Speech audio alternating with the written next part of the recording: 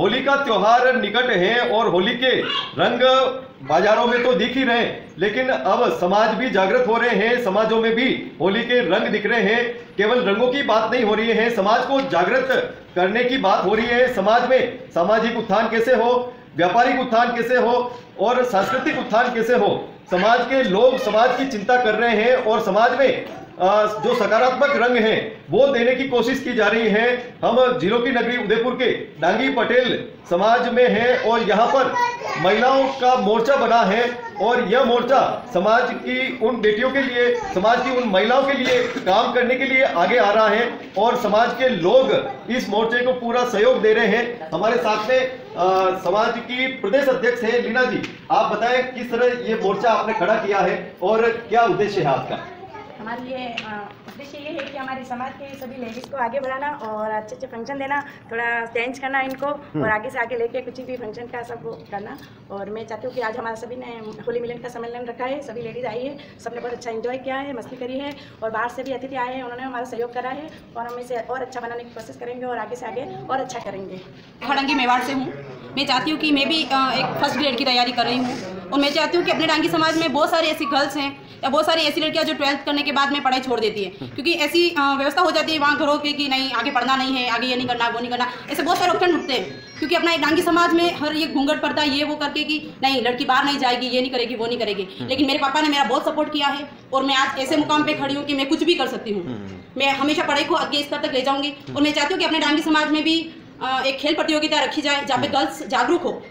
मैं सॉफ्टबॉल की खिलाड़ी रह चुकी हूँ और स्टेट लेवल फाइनल मैच मैंने जीता है और मैं नेशनल तक जाने की इतनी हिम्मत तो रखती हूँ कि अपनी गर्ल्स जो भी जितनी भी एक्टिविटी हो वो सारी गर्ल्स इस पार्टी करें, मतलब सारे गेम्स में रुचि लेवे और मैं चाहती हूँ गेम्स के अकॉर्डिंग कोई भी चीज़ हो तो वो मेरे से संपर्क करे जो भी है। Thank you. मैं तो ये कहना चाहती हूँ कि जो हमारे डांगी समाज की जो ओबीसी है, ओबीसी को इतना कट ऑफ क्लियर करना पड़ता है। वो अपनी समाज की लड़कियाँ पढ़ के भी इतना पढ़ के भी वो कट ऑफ क्लियर नहीं कर पाती और उनकी पढ़ाई एंड में रह जाती है, वो आगे नहीं बढ़ पाती है कितनी भी कोशिश करती है फिर भी। तो उनको भी आरक्षण मिले जो और समाज को मिल रहे हैं वो सभी आरक्षण मिले। मेरी एग्जाम्पल के लिए मेरी गुड़िया है जो MBBS के लिए उसने 2 बार नीट का एग्ज़ाम दिया लेकिन वो कट ऑफ क्लियर नहीं कर पाई और उसको हमने प्राइवेट करवा के MBBS कराने के लिए हमें विदेश आउट ऑफ इंडिया भेजना पड़ा। और अभी मेरा बच्चा है तो उसने IIT का एग्ज़ाम दिया, वो भी कट ऑफ क्लियर नहीं कर पाया, तो उसको भी हम बाहर भेज रहे हैं, आउट ऑफ इंडिया भेज रहे हैं। तो ये हमारे समाज की जो ये दिक्कत है वो हमारे समाज में ये दिक्कत नहीं आए। ये मैं चाहती हूँ कि हमारा समाज आगे बढ़े और उनको भी आरक्षण मिले।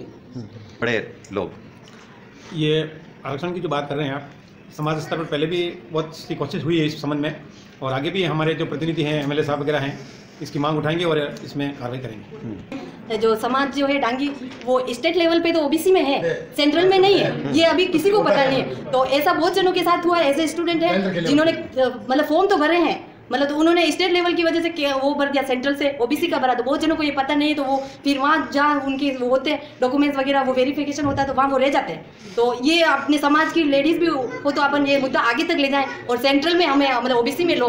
बाकी आजकल तो सब फॉर्म सेंट्रल से ही होते हैं, ये किसी को पता नहीं है तो होना चाहिए। आप राजनीतिक क्षेत्र में हैं तो क्या प्रधानमंत्री जी से क्या मांग? ये मैंने प्रस्ताव बना के भेजा, राजस्थान में तो अपन आरक्षण में है, आगे तक भेजना और केंद्र में डांगी पटेल के हिसाब से नहीं जुड़ा हुआ, उसकी हम मांग रख रहे हैं और कार्रवाई भी चल रही है। रूप से डांगी समाज पटेल समाज का एक मुख्य रूप से काम होता है कृषि को मजबूती प्रदान करना।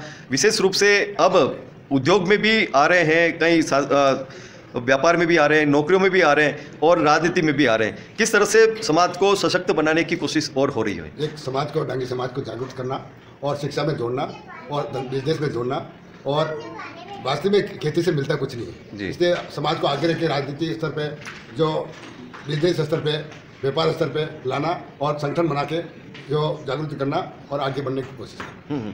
समाज को साथ जोड़ के NGO बना के पूरी टीम बना के हम चाहते हैं कि समाज के लोग बैंक भी खोले और कई सारी योजना नरेंद्र मोदी ने चालू की है, उसमें भी समाज के महिला भी जुड़े, पुरुष भी जुड़े।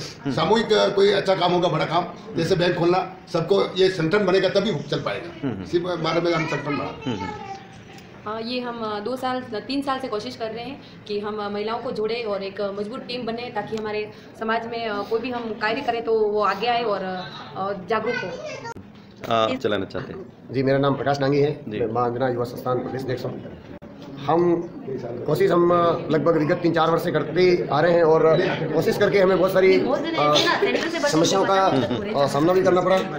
पर अब यह है कि धीरे धीरे किसी भी काम को अगर आगे हम ले जाते हैं तो उसमें स्ट्रगल तो होता ही है, उसमें संघर्ष तो होता ही है, और बिना संघर्ष के जो भी काम होता है उस काम का तो कभी कोई मज़ा भी नहीं आता है। तो इसलिए हम ये कोशिश कर रहे हैं कि हमारे समाज में भी जो रथ में 2 पहिए होते हैं, जेंट्स का पहिया नहीं, साथ में लेडीज़ वाला पहिया है, वो भी एकदम अच्छे से साथ साथ घूमे, और उसके लिए हम सभी प्रयास करते हैं। और हम इस जो अभी ये बातें उठी है इन बातों को भी आगे ले जाएंगे। हमने बहुत कोशिश की, हमारे जैसे नवोदय स्कूल है उसमें पता नहीं रहता है कि बच्चे अब जो पढ़ते हैं, हम डांगी पटेल ओबीसी में है तो ओबीसी वाला फॉर्म भरते हैं, उसमें वो सेंट्रल का मामला है, वहाँ जैसे फॉर्म जाता है वो फॉर्म उड़ जाता है। हमारे समाज के बच्चे उस नवोदय में पढ़ने से वंचित रह गए बहुत सारे। ऐसी समस्याएं हमारे समस्याएं बहुत सारी जगह ऐसी समस्या हो रही है सेंट्रल की वजह से। तो हम हमारी समाज खेतिहर समाज थी, पहले समझती थी नहीं, तो पुरुष ही प्रधान थे, महिलाएं आगे आती नहीं थी। अब धीरे धीरे हमने सोचा भाई महिलाएं आगे आनी चाहिए तभी जाके काम सही चलता। इसलिए अब ये महिला की ये टीम बनाई है। अब हम इनको भी आगे ले रहे हैं, बराबर का दर्जा दे रहे हैं और बराबर उठाने में मेहनत कर रहे हैं। और ओबीसी में मध्य प्रदेश में है, लेकिन एक वो भाषा का फर्क पड़ेगा, डांगी और दागी, इसलिए हम केंद्र में नहीं है। बाकी मध्य प्रदेश में हमारा डांगी है केंद्र में, लेकिन वो भाषा का परिवर्तन होने से वो दागी लगाते हम डांगी लगाते, इसलिए नियम है। मैंने वहाँ से मैंने कॉपी भी मंगाई, अभी आई नहीं है, फिर आगे कार्रवाई करके ओबीसी में केंद्र में भी करवाएंगे। पर प्रधानमंत्री जी से क्या मांग करेंगे आप? ये करेंगे ओबीसी की, भाई हमको हमारे समाज को पूरा भाई वहाँ है, एमपी में है तो हमारे राजस्थान में क्यों नहीं? क्या विशेष रूप से होना चाहिए? मैं योगिता डांगी सापेटा से वार्ड पंच हूँ। और महिलाओं की बात जहाँ तक हो रही है, वुमेंस की जो ये संगठन बना है, ऑर्गेनाइजेशन बना है, इसमें मेन ये है कि इससे खुल के लेडीज़ बाहर आ पाएंगी। बहुत सी लेडीज़ है जो अंदर ही घर के अंदर है और वो कोई करना भी चाहती है लेकिन कर नहीं पाती है, तो इस संगठन की वजह से वो खुल के बाहर आ पाएगी। स्पोर्ट्स हुआ, एजुकेशन हुआ, कोई भी फील्ड हुआ, उनको अपनी बात रखने का मौका मिलेगा और आगे कुछ कर पाएंगे। आप बताओ, आप क्या कहना चाहते हैं? मैं यही कहना चाहती हूँ कि ये जो आज मीटिंग रखी गई है महिला महाजना से, इसमें काफ़ी सारी लेडीज़ दूर दूर से आई हुई है। इससे भी पता चलता है कि हमें समाज में किस तरह से मुद्दे पे अलग अलग चर्चों पे बात अभी आगे रखी गई, अपने अपने प्रस्ताव सब लेडीज़ ने रखे हैं। तो इससे यूँ है कि ये आगे मुद्दे आगे से आगे चले और हमें इस समाज में आगे बढ़ने का मौका मिले, और हमें सबको इस तरह से ये आगे बढ़ने का मौका मिलना चाहिए सबको। ये है कि अभी मेरा नाम जोशना डांगी है और मैं नौखा से हूँ। जी बताएं। मैं किरण डांगी, अभी छिड़ी मेवाड़ से। मैं हमारे समाज की महिलाओं के लिए मुख्यमंत्री जी तक ये बात पहुंचाना चाहूँगी कि वो हमारी महिलाओं को आरक्षण दिलाने का प्रयास करें, हमारी ओबीसी वर्ग को आरक्षण दिलाने का प्रयास करें, जिससे कि हम भी उन अवसर को प्राप्त कर सकें। और मैं पीएचडी की छात्रा हूँ, तो आने वाले टाइम में या ये कहूँ कि मैं अभी से इसकी शुरुआत कर चुकी हूँ कि एजुकेशन में हमारा समाज बहुत ही पिछड़ा हुआ है, या यूँ कहे कि एजुकेशन को सिर्फ ऐसा समझा जाता है कि 8th कर ली, 10th कर ली, 12th कर ली, या BA करके MA करके घर बैठे, क्या करना, शादी कर ली। मतलब थोड़ी सी मानसिक स्थिति ऐसी बनी हुई है हमारे समाज की कि एजुकेशन को बढ़ावा नहीं दिया जा रहा आज भी।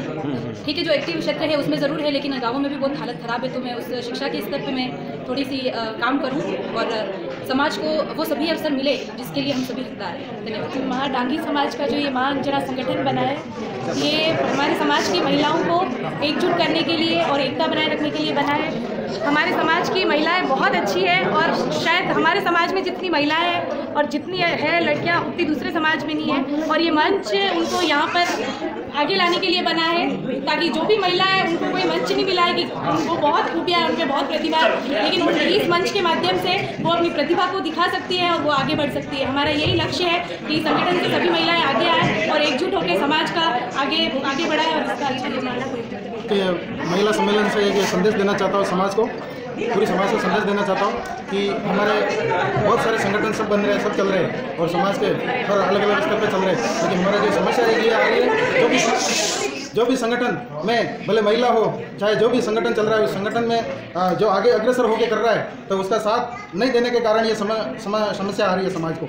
जो भी संगठन चल रहा है उस रूपरेखा बना रहा है उस संगठन के साथ में जुड़ना चाहिए। जो भी संगठन मेघराज डांगी जी, प्रदेश अध्यक्ष राजस्थान। गहलोत सरकार से अनुरोध करता हूँ कि डांगी समाज को केंद्र में भी आरक्षण दिलाए, क्योंकि यहाँ आरक्षण नहीं है, राजस्थान में है, केंद्र में नहीं है। और पड़ोसी राज्य मध्य प्रदेश, बिहार और आसपास के राज्यों में समाज को आरक्षण मिल रहा है, केंद्र में हमारे यहाँ नहीं है, तो हम इससे वंचित है। बहुत सारी युवा जो शिक्षा प्राप्त करके उच्च स्तर की शिक्षा प्राप्त करने के बाद में आरक्षण नहीं मिलने के कारण वो वंचित रह जाते हैं। और इस बार राजस्थान सरकार से निवेदन है कि हमको आरक्षण मिला है। आने वाले समय में हम उदयपुर संवाद में जो 28 सीटें हैं